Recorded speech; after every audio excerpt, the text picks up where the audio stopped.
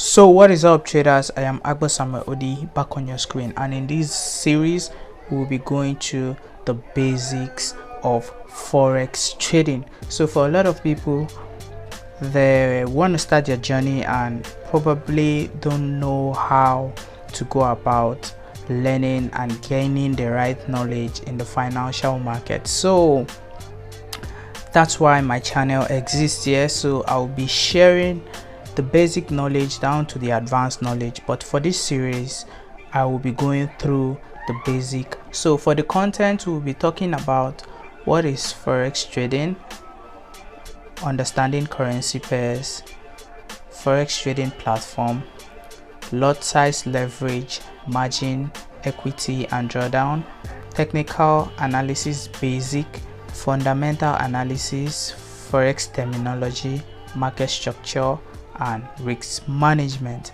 So let's get to the first module on our list, which is what is forex trading. So most people might be asking what forex trading really means. So forex simply means foreign exchange, and forex is the global marketplace where currencies are bought and sold, and it's also the largest financial market in the world with over 6 trillion traded daily. So what we simply do in forex trading, we buy and sell currencies.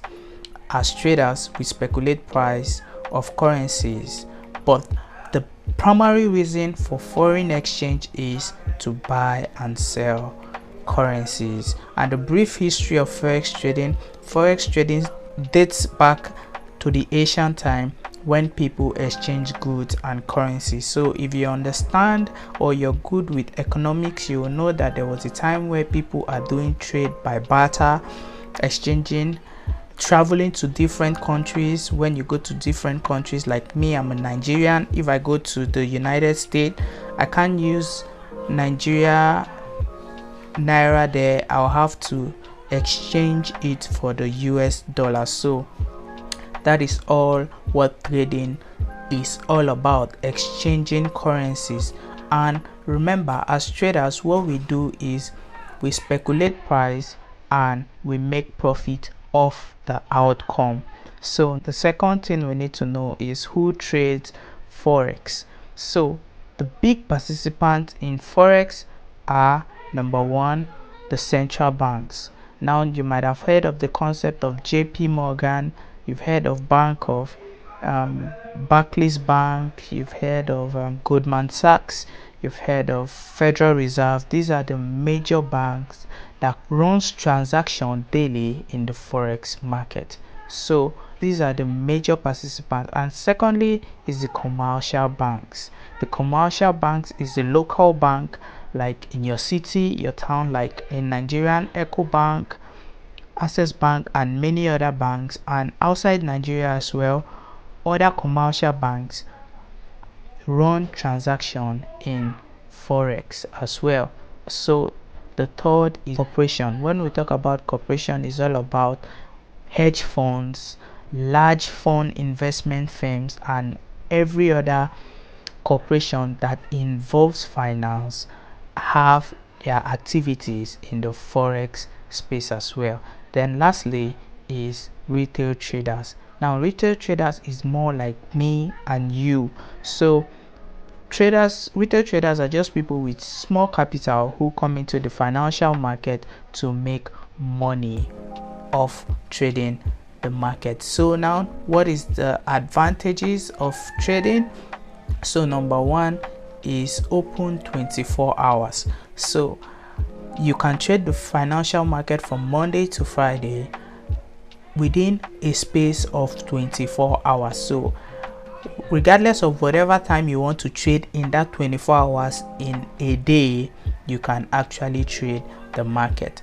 And as well as high liquidity, forex trading is known for a very high liquidity market, because remember the cap, the daily traded amount is ranging around $6 trillion. So you need to understand that is a pool of liquidity, like is the world well of money or pool of money. So high liquidity, trust me, is in forex, and low start capital. Now in forex you can start with as low, currently now you can start with as low as $3, $5, $10, $20, $50, $100, $1,000.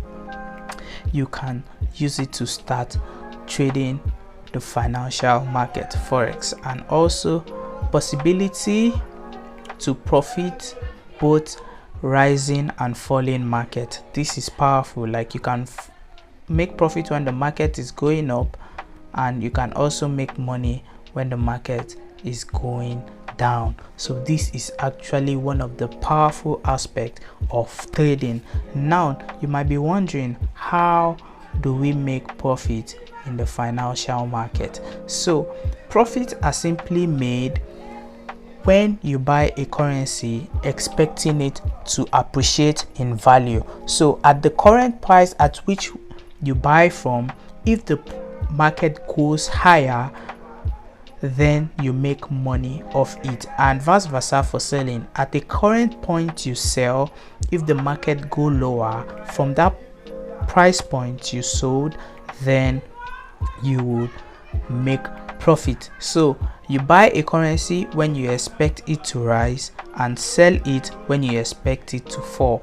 So for example, if you buy Euro USD at 1,000 and sell it at 1,100, at 1,100 you made profit of 100 pips. So the difference from this price to this price, if the market goes your way, you simply made profit from it. So now let's move to the second module. So understanding currency pairs is the module 2. So in forex, you always trade one currency against another. So for example, if we have Euro USD, Euro right here is the base currency, and USD, which is by the right, is the quote currency. It's the quote currency. So the base currency right here is the first currency by your left, which is Euro, is the base currency, while the quote currency is the second currency, which is the USD, by your right. So we also have type of currency pairs. We have the major currency pairs, we have the minor currency pairs, and we have the exotic currency pairs. So for the major currency pairs is major countries that are quoted against the dollar.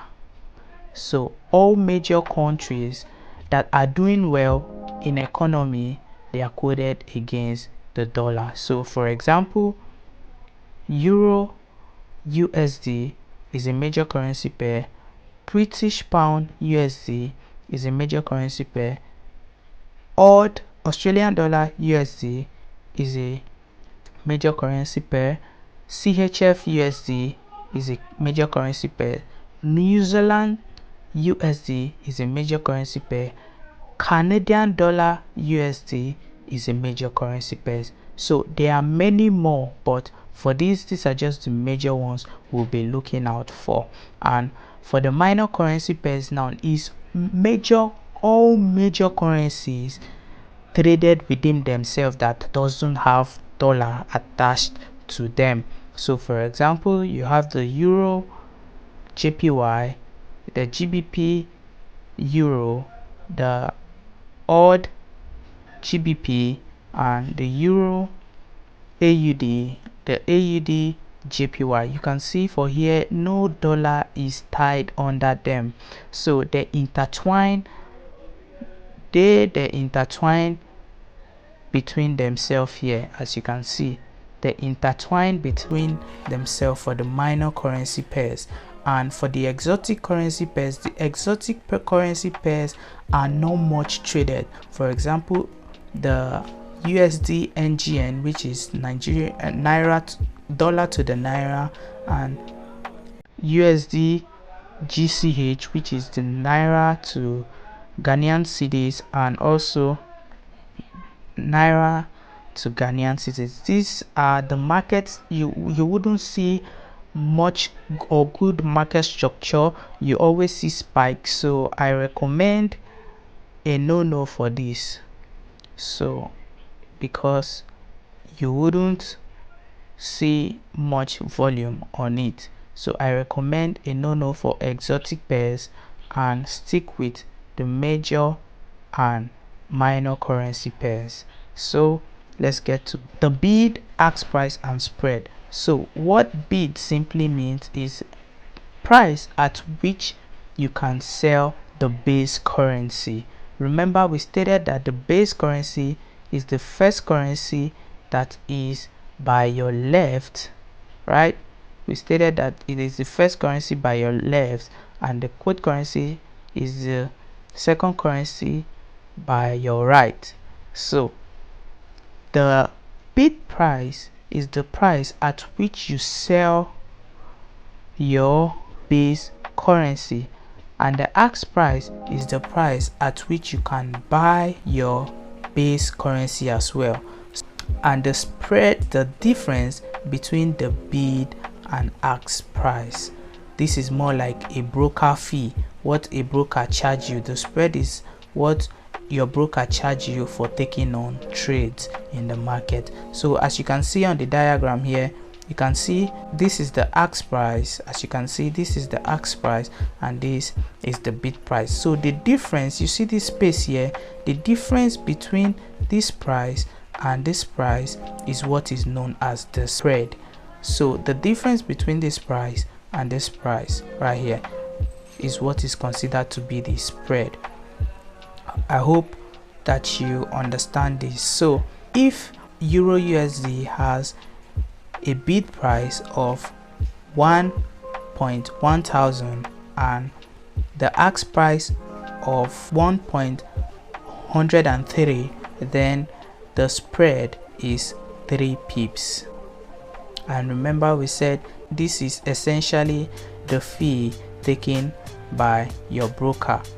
So now we'll stop here and head on to the next class that we will understand trading platform. So let's get right to that.